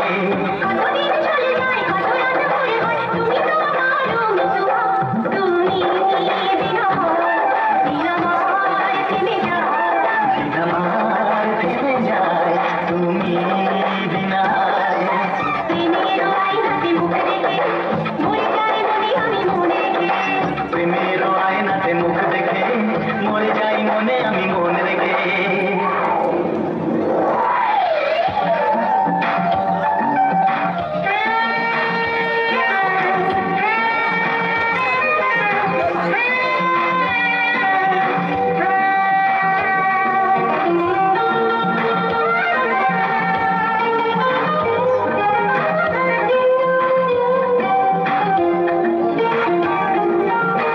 তুমি ছাড়া কেউ এ মনেতে দেই যে কাছে যদি থাকি আর দূরে চলে যাই যে।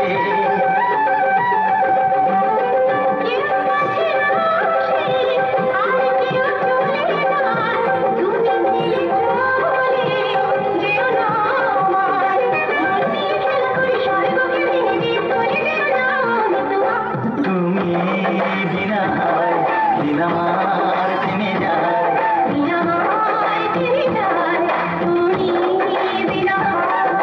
প্রেমের আয়নাতে মুখ দেখে মরে যাই মনে আমি মনে রেখে।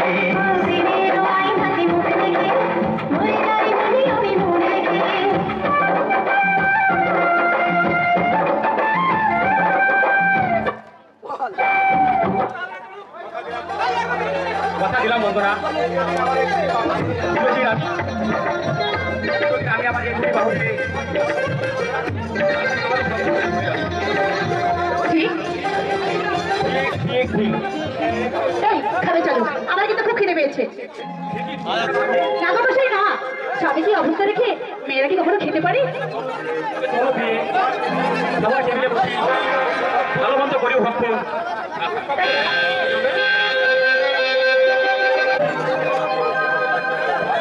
হতভাগিনীকে কলে থেকে করে আমি মানুষ করেছি, সব সময় আমার পিছনে ছায়ার মতো বসতো। আজ তার না থাকার বেদনা আমি মর্মে মর্মে উপলব্ধি করতে পারছি। জানি না শ্বশুর বাড়িতে গিয়ে সে কেমন আছে। পুজো এখানে এলে তবু দুদণ্ড আমি তাকে চোখের সামনে দেখতে পেতাম। ওর দাদা যখন গেছে নিশ্চয়ই সঙ্গে করে নিয়ে আসবে, সঙ্গে করে নিয়ে আসবে। সঙ্গে করেই নিয়ে আসতাম বিজয়া, কিন্তু কিন্তু কি এই পুজোয় ওরা সব কলকাতায় বেড়াতে যাবে। তাই ওর শ্বশুর বলল পুজোর পর বন্দনাকে এখানে পাঠাবে। সত্যি সত্যি বন্ধুরা কলকাতায় বেড়াতে গেছে? তো হবে কি, আমি তোমাকে মিথ্যা কথা বলছি?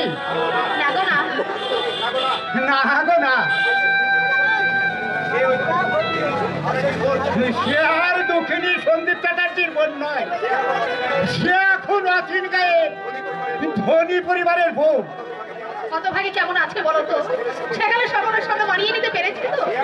হ্যাঁ, সে আর তোমাকে বলতে হবে না। তোমার শিক্ষায় ওই বাড়ির সকলকে কত আপন করে নিয়েছে। আর বন্দনা যে কত সুখী হয়েছে এটা নিজের চোখে না দেখলে তোমাকে আমি বলে বোঝাতে পারবো না। কি হলো গো? তোমার চোখে জল? তুমি কাঁদছো কেন? কই? না না, কিছু নয়, ও কিছু নয়। এই হতভাগীর জীবনটা তো দুঃখে কেটেছে। বড় দাদা হয়ে আমি ওর মুখে হাত ফোটাতে পারি, তাই ওকে সুখী করতে আমার খুব আনন্দ।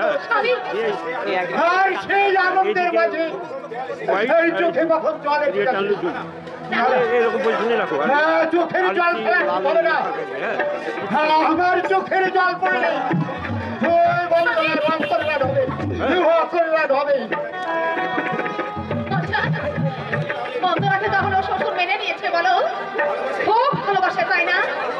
আরে ভালোবাসে মানে আজকের দিনে ওই রকম মহৎ মানুষ দেখাই যায় না। আমার সঙ্গে কত গল্প করলো, টেবিলে বসিয়ে এই কত রকমের মিষ্টি যে খাওয়ালো, তার নাম আমি বলতে পারবো না। সে সব মিষ্টি আমি কোনোদিন চোখেই দেখিনি। দেখছো না এখনো পর্যন্ত আমার পেটটা কেমন ভরে আছে। আর দুদিন সাথে দেখতে পেতে আমি কিরকম মোটা হয়ে যেতাম।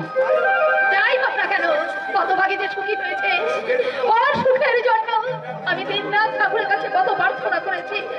জানো গো জানো, বন্ধুরাকে এখন দেখবার জন্য আমার মনটা যেন কেমন ছটফট করছে।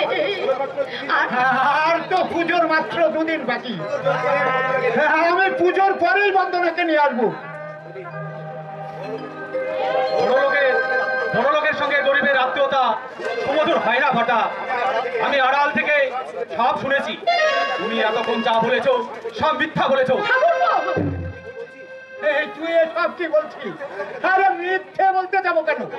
বড় লোকের বাড়িতে যে মিষ্টি খুশির আশায় নিয়ে গেছিলে তা শুধু অপমান করে ফিরিয়ে দিয়েছে তা নয় দাদা।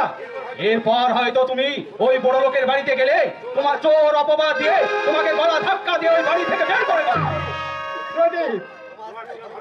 তোমার স্নেহর ভালোবাসার মূল্য যেখানে নেই, মিছিমিছি সেখানে ছুটে যাও কেন বর্দা? না না, এসব কথা তোকে কে বলেছে? কেউ বলেনি, আর তুমিও যে সেটা বলবে না সেটা আমি ভালো করেই জানি বর্দা। কিন্তু দাদা, তোমার ঘরের কোণে তোমার যে সযত্নে মিষ্টি কাপড় লুকিয়ে রাখা আমার চোখকে ফাঁকি দিতে পারেনি বর্দা। তুমি যে এতক্ষণ আমাকে এইসব কথাগুলো বললে, সেসবই মিথ্যে। কি হলো? চুপ করে আছো কেন? বলো বলো। আমি তোমাকে অতক্ষণ মিথ্যা কথা বলেছি, তোমার সঙ্গে আমি অভিনয় করেছি।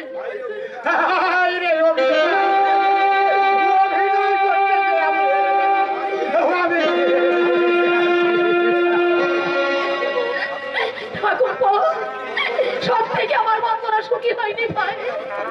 ওসব কথা এখন থাক বৌদি। তুমি তুমিও আমার কাছে গোপন রাখতে চাইছো ভাই? না না, তোমরা কেউ আমার কাছে কিচ্ছু গোপন রাখতে পারবে না। আপনাকে আমি গর্বে ধারণ না করলে আমি যেটাকে মস্তিষ্কে মানুষ করেছি, তাই সন্তানের দুঃখ বুঝতে মায়ের বেশি দেরি হয় না গো। মায়ের কষ্ট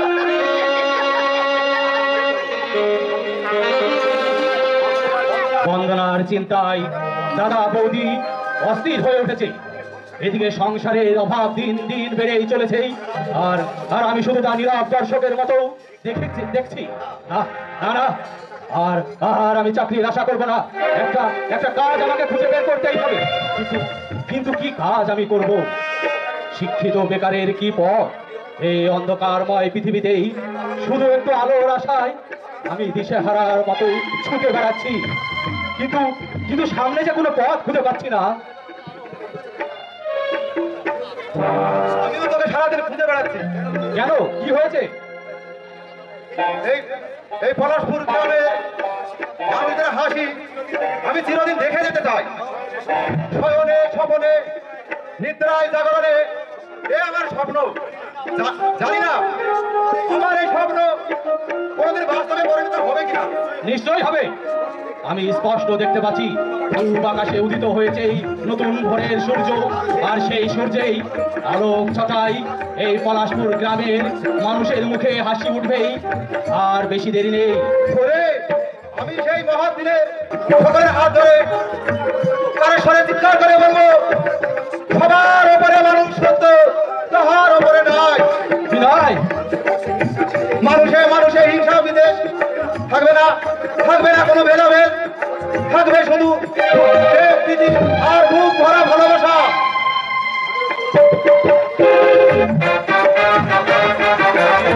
আমিও তোর মতো গভীর ভাষায় বলবো, আবার নিশার অবসানে জীবনটাকে রাঙিয়ে দেবে নতুন সুরের কানে। আসবে জগৎ দেখবে বাহার, মাথা দুলিয়ে গাইবে আপন মনে। ভোরের রবি উঠবে আবার নিশার অবসানে, ভোরের রবি উঠবে আবার নিশার অবসানে।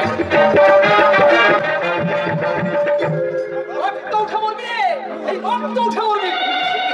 তুই সুখী হতে পারবি না। বুঝেছিস? আমাকে ফাঁকি দিয়ে, আমার বিন্দুকে ফুসলে নিয়ে সুখী হয়েছিস? তোর সেই সুখ আর বেশি দিন থাকবে না। যদি আমি এই সতী মায়ের সৎ ব্রাহ্মণ হয়ে থাকি, তবে আমি তোকে অভিশাপ দিচ্ছি, রাত্রির মধ্যে তুই মুখে রক্ত উঠে মা মাগো জগৎজননী, তুই ওই কার্তিক দাদার মৃত্যু দেবা, তাহলে কিন্তু আমার কাছে ফিরে আসবে না। মানা, আমি তোকে শুধু এ মুখে কাজ করতে বলছি না, আমি তোকে দোষীকে পুজো দেব। আর তুই আমার এই গিন্নিকে ফিরিয়ে দেব। আমি আর একাকি থাক হোক সে অসতী, তবু আমি তাকে বরণ করে ঘরে তুলবো।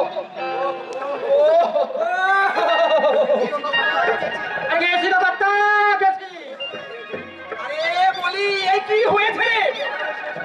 একেবারে শেষ হয়ে গেছে। আরে বলি, কি হয়েছে সেটা তো বলবি।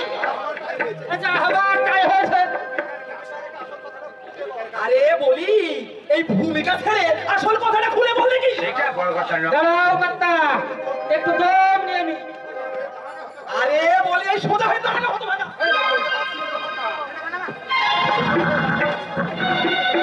সোজা হয়ে দাঁড়াতে পারছি না কর্তা। আর যতবার এই কবরে মেরেছে। আরে বলি, তোকে মেরেছে? হ্যাঁ কর্তা, হ্যাঁ। কিল করবাই ইয়া বড় বড় লাঠি। বলি, তোকে কে মারলে তোকে? ওই কুলি পাড়ার ছেলেরা। আমি তো কোন রকমে ফিরে এসেছি, সত্যি প্যান্টটা নিয়ে পালিয়ে গেছি, আর তোমাকে পেলে একেবারে শেষ করে দিত। ওই ভাষা কুলির মেয়ের জন্য ওই আমাকে যে কাপড়টা পাঠিয়েছিল, আর সেই কাপড়টা দিয়ে আর তোমার নাম করেছি। আর অমনি চুরি ঘর থেকে বেরিয়ে আমার হাতটা ধরলো, ধরে এই লোকজনে ধরলো। আর ওই সন্ধ্যা আমার কাছে ছেলেগুলোকে কর্তা আর এসে এই জমাদাম কবরে আর আমার পিঠে এই লাঠির ঘা একবারে বসে দিল। সেটা বড় কথা না। ও কর্তা গো, তোমার জন্য আমার প্রত্যেক প্যান্টটাই চলে যেত গো। বলি ওই ছেলেগুলো এখন কি করছে? ওই পাড়ায় বসে চর্চা করছে। এক্ষুনি হয়তো জল বেঁধে এসে তোমাকে ঘর থেকে বের করে নিয়ে যাবে।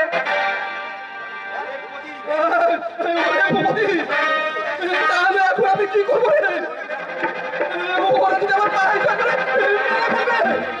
আমি বলছি কি কর্তা, আপনি কিছুদিনকার জন্য এই বাড়ি থেকে পালিয়ে যান। যদি ওই রাস্তায় যদি দেখতে পাই আমাকে তো জ্যান্ত একদম বাড়িতে পুঁতে দেবে। তুমি যা ভালো বোঝো তাই করো। তোমাকে আমি কই কই করে বারণ করেছিলাম যে পাড়ার বউদের দিকে নজর দিও না। আমার কথা তো তুমি শুনলে না। এখন খেলা সামলাও। গরিবের হলে কথা, বাসি হলেই মিষ্টি লাগে।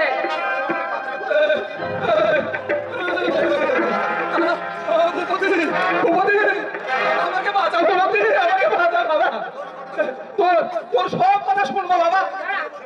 এই তোকে ছুঁয়ে বলছি, আমার ওই বড় বাপের দিব্যি করে বলছি, তোর মতে আমি আর কোনো কাজ করবো না। দিন করে বাবু আছে, দিন করে বাবু।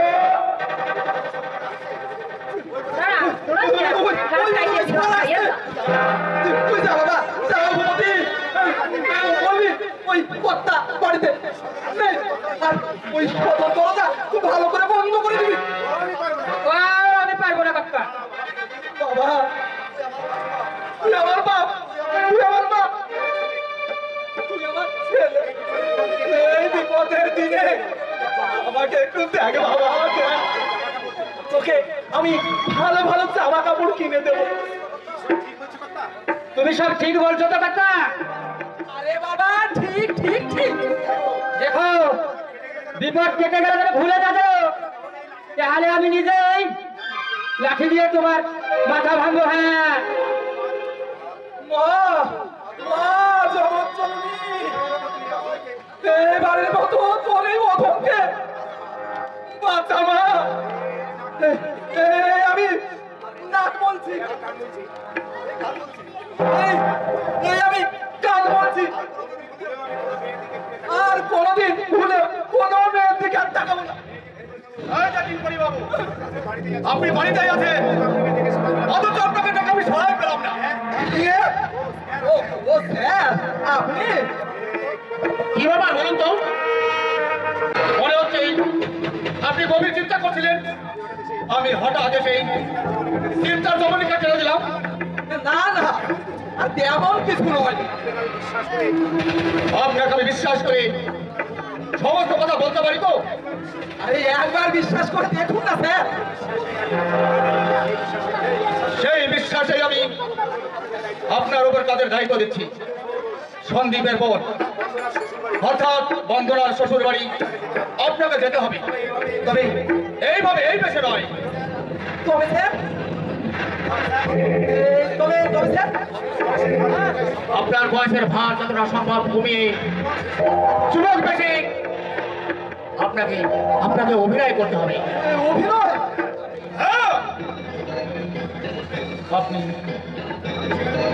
যেখানে বললেন বন্দনার সঙ্গেই আপনার বিয়ে হয়েছিল, সে আপনাকে ডিভোর্স দিয়েছে। কিন্তু স্যার, কোনো কিন্তু নয়, এই কাজ আপনাকে করতেই হবে। এই নিন,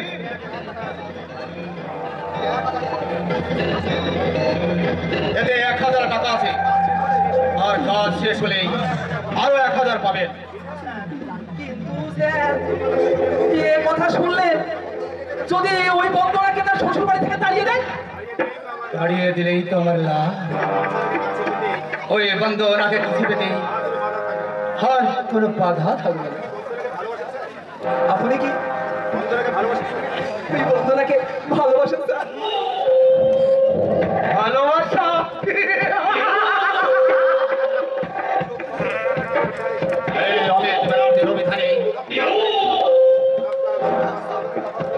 সপ্তাহরা নামাসর এক পলাশপুর গ্রামে শিকার করতে বন্ধনাকে আমি প্রথম দেখেছি। তার রূপ যৌবনে মুক্ত হয়ে তাকে প্রেম নিবেদন করতে গিয়ে সে সে আমার ঘরে চড়ে মেরেছে। এ কথা আমি কোনোদিন বলতে পারবো না। তার এই রূপ যৌবন নিয়ে আমি আমি একটু ছেড়ে খেলবো।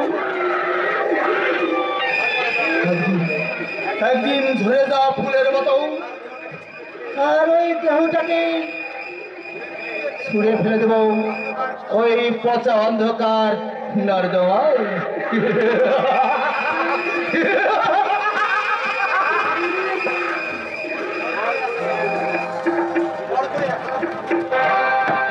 কর করে 1000 টাকা আর কাজ শেষ হলে আরো 1000 টাকায় টাকায় পাগো মা জগৎ জননী তোকে আমি আরো 1 সিকি পুতো দেব। এটা যেন পাপ মনে করিস না মা, পাপ মনে করিস না। দেখতে দেখতে পুজোর দিনগুলো কেটে গেল। ওই আনন্দ মুখ দেখলে আমার মতো দাদা বৌদি হয়তো আমার থেকে নীলাভের সাথে চোখে জল ফেলছে। ও ঠাকুর, এই ভক্তের জীবন কাটাটি আমি যার পাচ্ছি না ঠাকুর, আমায় তুমি মৃত্যু দাও ঠাকুর, আমায় তুমি মৃত্যু দাও। মরিতে চাই না আমি এই সুন্দর ভুবনে, মানবের মাঝে আমি বাঁচিবার চাই। কি ব্যাপার আজ এত উচ্ছ্বাস? ঘরে সুন্দর স্ত্রী আর বাইরে ঝিমঝিম বর্ষা, দুটো একসঙ্গে হলে কোন পুরুষের অন্তর উচ্ছ্বাস না লাগে? সবসময় তোমার ঠাট্টার কাজ যাবে। আটটা নয় বিয়ে, আটটা নয়। চলো তুমি না দিন দিন খুব কষ্ট হয়ে যাচ্ছ।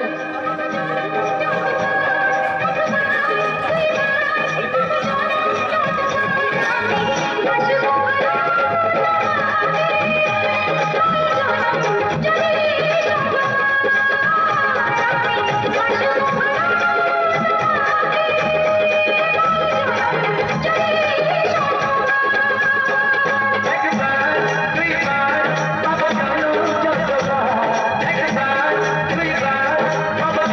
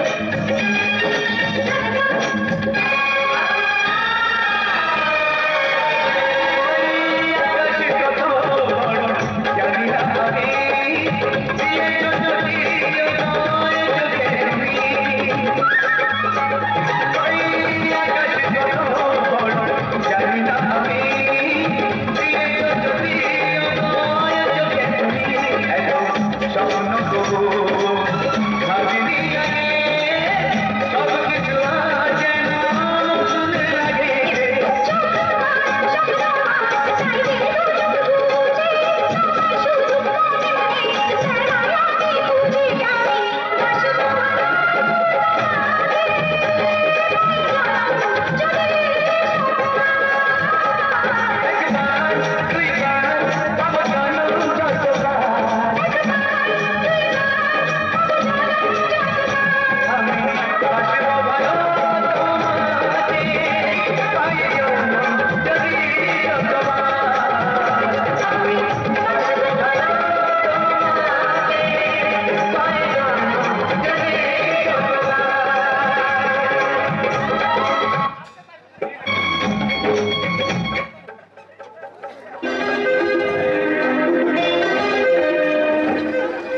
আমি তোমার কাছে এইভাবে দুঃখ ভোরে থাকতে চাই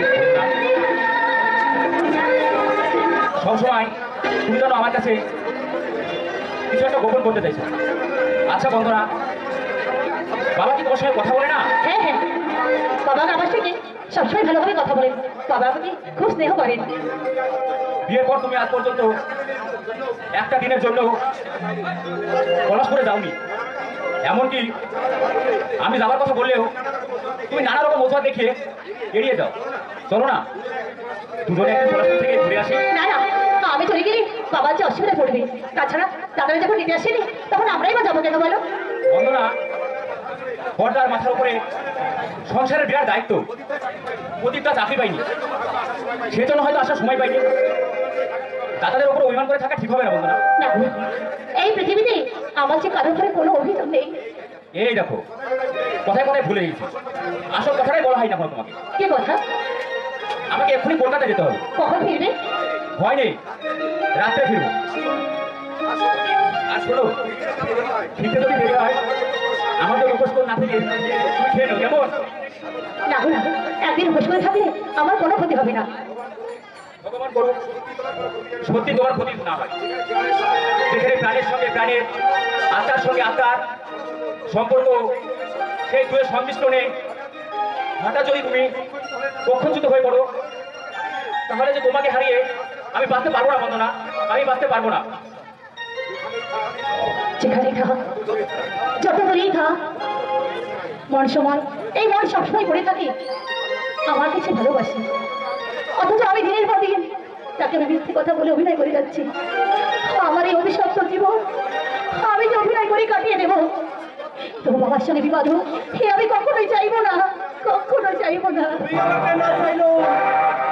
আমি তো তোমাকে চাই, তাই সেই দিন তুমি আমাকে প্রত্যাখ্যান করলেও আমি তোমাকে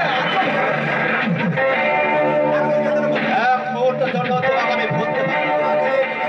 তোমাকে নিয়ে আমি প্রতি মুহূর্ত স্বপ্ন দেখি।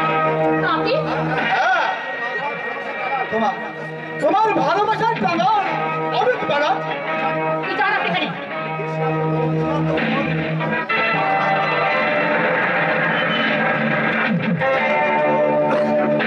তৃষ্ণার্ত ভুবন সুগন্ধি ফুলের কাছে যা চায়, বেরিয়ে যান, বেরিয়ে যান এখান থেকে। এখনো দেখছি তোমার এই রূপের অহংকারের দেবক কমেনি। আপনি নিশ্চয় জানেন আমি এখন এই গাঙ্গুলি বাড়ি বউ। আর তুমিও জানো এই বাড়ির আমি বড় আত্মীয়। হ্যাঁ জানি, আর তার সঙ্গে এটাও জানি আপনি একটা লম্পট চরিত্রহীন।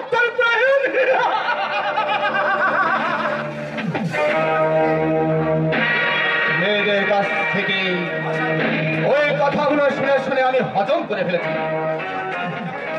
আচ্ছা, আপনার লজ্জা ঘেন্না বলতে কিছুই নেই না? মেয়েদের কাছে পেতে হলে ও দুটো জিনিস আমি আমার শরীর থেকে বাদ দিয়ে দিয়েছি। অপারেশন করে আমি আমার শরীর থেকে মাইনাস করে দিয়েছি। এবার দিয়েছি আপনি। দেখো জীবনটা অবহেলা জিনিস নয়, বাঁচতে হবে। জীবনের সমস্ত মধুরস মিলিয়ে ভোগ করতে হবে।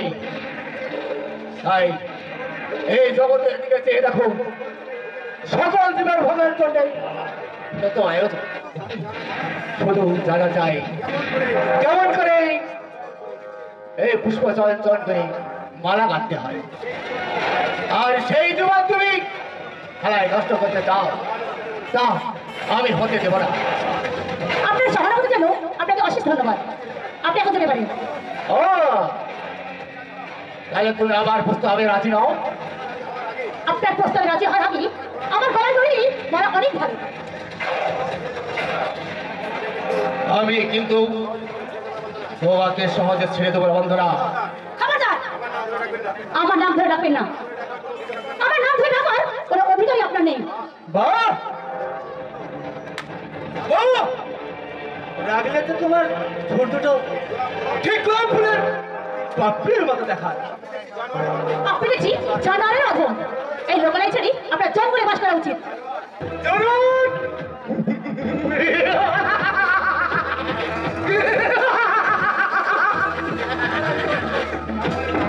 এই জানাদের বিভৎস রূপ তুমি দেখো।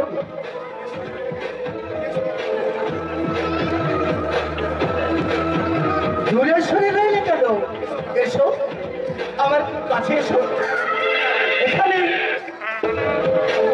শুধু তুমি আর আমি, একটি যুবক আর একটি যুবতী, একটি কৃষ্ণের তো ভুল। আর একটু শেখাতে পারি না। আপনার অনেক কর্তব্য আমি সহ্য করেছি, কিন্তু আর নয়। এই মুহূর্তে আপনি এখানে বেরিয়ে না যান তাহলে কিন্তু আমি চিৎকার করে বাধ্য হব। চিৎকার করে কোনো লাভ নেই। সেই রূপের অহংকার নিয়ে তুমি আমার কোনো চড় মেরেছিলে। সেই কথা আমি কোনোদিন ভুলবো না।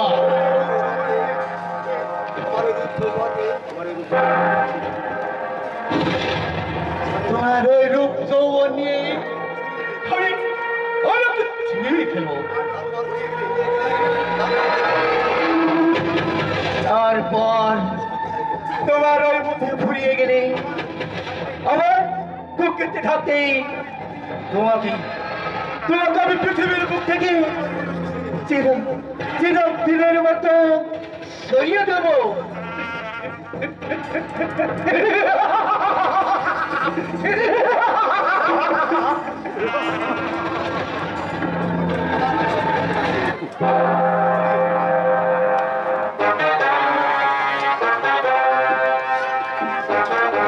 চলি, আবার দেখা হবে।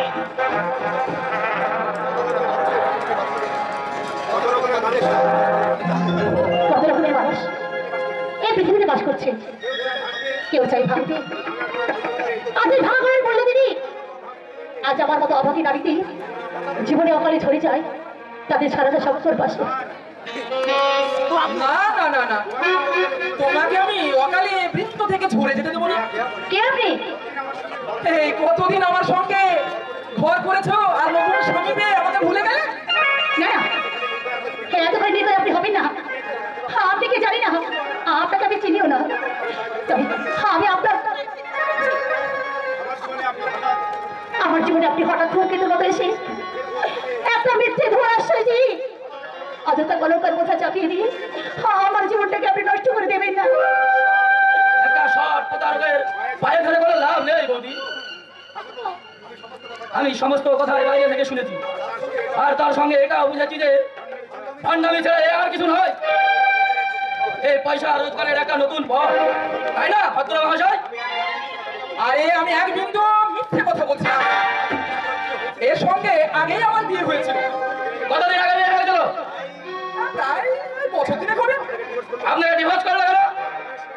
আমার বয়স নাকি ও থেকে অনেক বেশি, তাই আমাকে ডিভোর্স দিল। আপনার বাড়ি কোথায়? বাড়ি হচ্ছে ওই, হ্যাঁ ওই তোমারপুর। তলালপুর? না না না না, তোমারপুর না, ওই দুলালপুর। তলালপুর? না না, এটা এই মুখ পেটে আসতে মুখে আসলাম। হ্যাঁ হ্যাঁ, মনে পড়েছে, ওই অচিনপুর। ঠিক করে বলুন, ঠিক করে বলুন ভদ্র মহাশয়, কোথায় আপনার বাড়ি?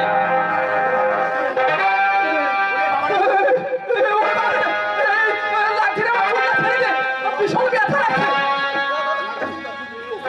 কি অভিনেতা অভিনয় করতে খুলে গেল যে।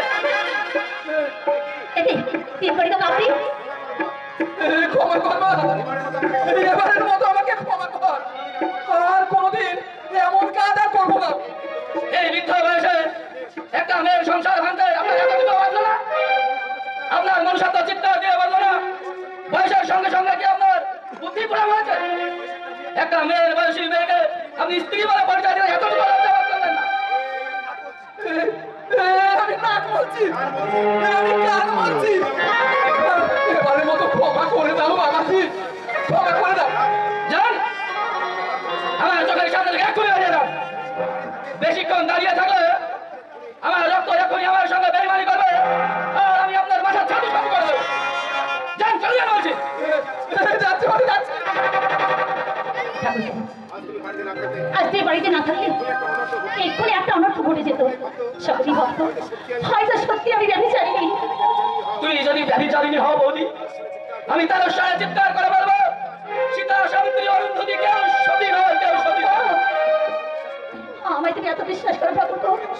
তোমাকে আমি বিশ্বাস করেছি সেই দিন যেদিন তুমি এই বাড়িতে এসে আমার মা হারানোর ব্যথাটা তুমি ভুলিয়ে দিয়েছো, আর আমাকে তুমি আপন করে নিয়েছো। জানি না আমার গর্ভধারিণী মা বেঁচে থাকলে আজ আমাকে কতটা স্নেহ ভালোবাসা করতো। তবে আমার মনে হয় যে ভালোবাসা আজ আমি তোমার কাছে পেয়েছি, কোনোদিনই তা ভুলবো না। এই পৃথিবীতে এই বোনেদের কাছে আমার অনুরোধ, তোমরা শ্বশুর বাড়ি গিয়ে আর কিছু না পারো, অন্তত মা হারা ছেলেদের আপন করে নিও, আপন করে নিও। আমি যে তোমার সঙ্গে সুর মিলিয়ে আমিও প্রত্যেকটা বোনেদের বলে যাই, স্বামী শ্বশুরের ঘরই হচ্ছে বিবাহিত বাড়িতেই স্বর্গ। তাই যতই দুঃখ কষ্ট আসুক না কেন, তারা যেন কোনো কারণেই স্বামীর ঘর পরিত্যাগ করি, সে